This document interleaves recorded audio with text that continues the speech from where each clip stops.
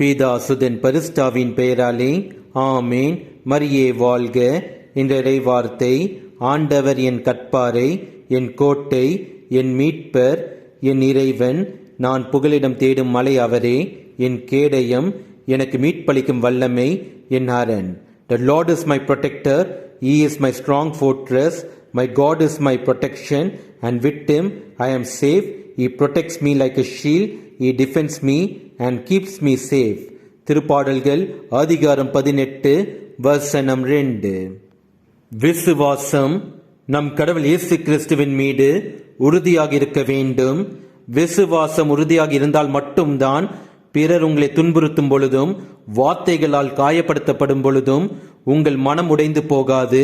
ஏனென்றால் உங்கள் மனது காறுதலாக நம் கடவுள் இயேசு கிறிஸ்துவின் அன்பு உங்களை தேற்றும். இயேசுவுக்கே புகழ். மரியே வாழ்க. ஆமேன்.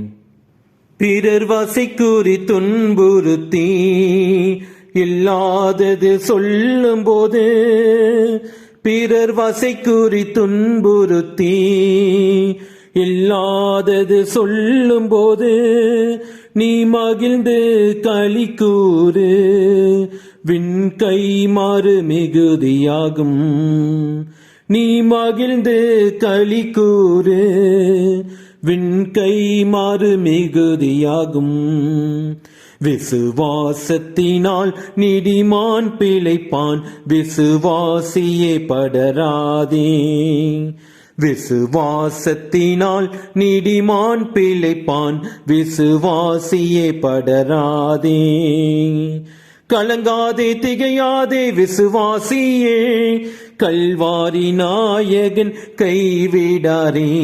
விசுவாசத்தினால் நீதிமான் பிழைப்பான், விசுவாசியே படராதே.